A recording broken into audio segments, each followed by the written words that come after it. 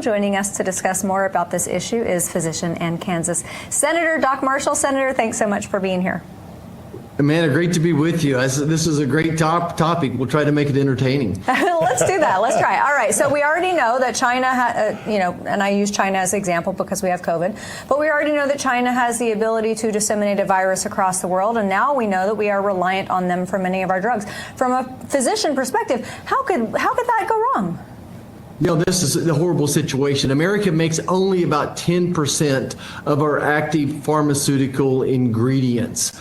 These are the simple things. Think about, antibiotics, penicillin, ampicillin, Keflex.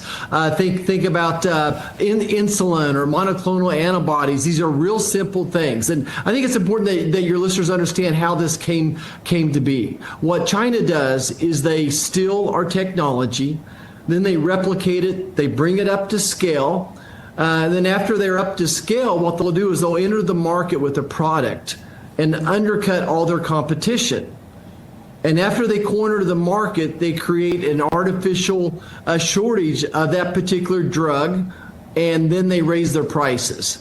That's their model. I saw this as a physician long before I came to Congress. I was doing an infertility surgery, and I asked the nurses, I needed some methylene blue to make sure someone's fallopian tubes were open. And they said, "Oh, doc, we ran out of it." And I said, "Well, how come?" And they said, "Well, it's made in China, and that's the only place we can get it from now." So these are just a few examples of what we see going on. Oh, my. Yeah, it's mind-numbing. I mean, that anecdote is so powerful because there's a real-time medical need, and it's not available. This has been a long time coming. How did we take our eye off the ball as a country, and is anyone now starting to put the focus on it? Yeah, I do think it's number one is we did turn our back away from it. And when the economics of it, why can China make this cheaper than the United States? Okay, and let's think about that for a second. Okay, they steal the technology, so they didn't pay for the research and development. They have cheap labor. They use dirty energy.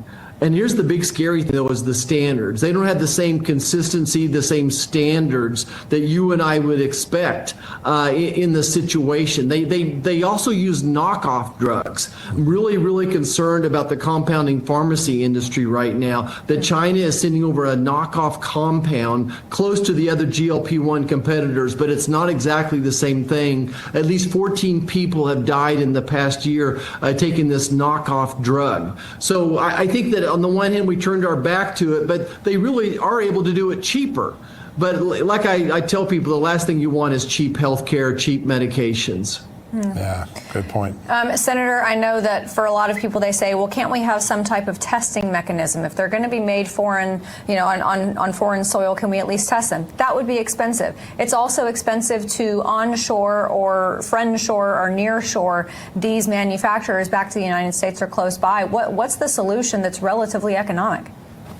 Well, I'm not sure that there is an easy one. I would wager, though, the big cost of the drug, the retail price we're paying is not how much it costs to make it, but there's something between the manufacturer and the buyer, and that's called a pharmacy benefit manager. So if we could address that issue, it's going to bring the cost of drugs down, but keep the same quality. And remember, when we're talking about the quality of the drug that we're using or the medication, it's not just the drug itself; it's all the impurities. It's what comes with it that really concerns me, and the inconsistencies. When you expect to have 325 milligrams of acetaminophen in Tylenol, that's what you're expecting to have. And maybe it's got 390, maybe it's got 290. When it comes to kids, it's even more of a concern to me. I thought, forgive me, but I thought it'd be really interesting just to try to explain to people what these active pharmaceutical ingredients are just for a second. Sure. Think about penicillin. Penicillin basically is made from a fungus. So what China is able to do is just make big vats of that fungus and grow lots of penicillin. But on the other hand, insulin, we used to get pig insulin. But now what we're able to do is take an E. coli bacteria, take the DNA gene sequence for insulin from humans and put it in the E. coli, and then make that insulin. So some of that technology has been around for decades and years, but what China is able to do is to bring it to scale. They're able to make, China's really good at replicating. They're not great at originating anything.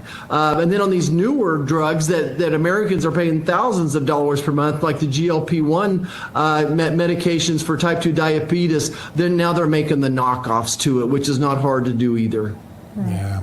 They are a patient and strategic competitor to this country. It's remarkable how they play the game.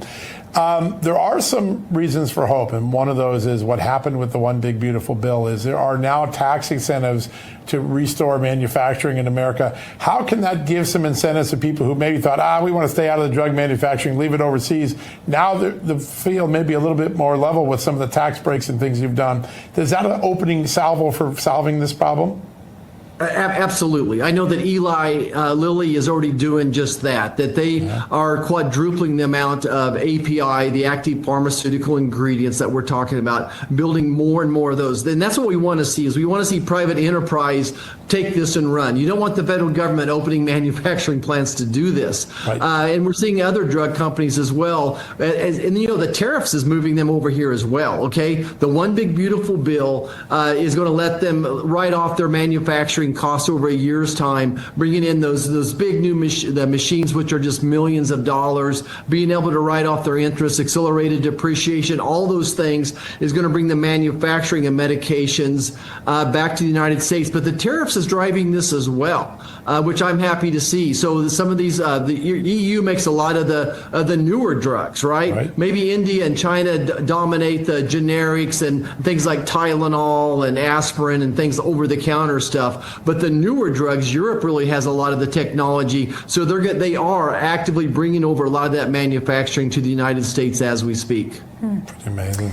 Senator, pharmacy benefit managers, I know a lot of people attribute that to some of the cost issues pertaining to pharmaceuticals. Is there a means by which we can get rid of those, and would that even be beneficial? So absolutely there is. So think about a pharmacy benefit manager as someone that's between the people who make the drugs and then the consumer. And these pharmacy benefit managers determine what you can buy and what you cannot buy. They're actually taking about 50 cents of every dollar. Their profit margins are huge, and we have 3 of them controlling 85% of the prescription drugs in the country. So, look, I'm a capitalist, but when you have competition, when you have capitalism but no competition, then that leads to uncontrolled greed. So, absolutely, and we have a package of bills that I do believe is going to get across the finish line here. Senator Bill Cassidy from Louisiana is leading that charge on the HELP committee, the healthcare committee that I'm on as well. And it starts with transparency, and that's a bill that we're particularly leading, is a price tags bill that would show every consumer what the cost is for your surgery, for an x-ray, a CT scan, and then onto the pharmacy benefit managers, forcing them to show you exactly, where is this money going? So I wish we could get rid of them completely. That's going to be up to whichever Justice Department, those folks. But we certainly are trying to hog-tie them and bring them back into competition. Huge effort, most important. Real quickly, how do we get the precursors or the pre-ingredients going as well? So the manufacturing plants are one part. Having those ingredients near shore or onshore is another part of it. Do you have some thoughts on how that process could begin? Well, I think first of all, we have to make it profitable and to be able to compete. So yes, indeed, China can make them cheaper than we do, but I would argue that cheaper is not always best. So we have to, we're doing the things, the One Big Beautiful Bill, like we talked about, is going to allow the setting up these manufacturing plants. It's going to cost less money to get them set up. We're going to maintain the quality as well. I think that's the starters. And then there's all these precursors to you think about IV drugs. An IV has sodium in it, has chloride, it has potassium, and a lot of that goes back to mining rare earth minerals as well. So it's deregulation and setting American entrepreneurs free, I guess, as much as anything else. So important. And is the cheapness factor in China worth the human lives that it costs here in the United States? That's I think that's what part, a lot of folks like you have been talking about. Kansas Senator Doc Marshall, thank you so much for being here. Thanks for your wisdom on this. John, Amanda, thanks for having me.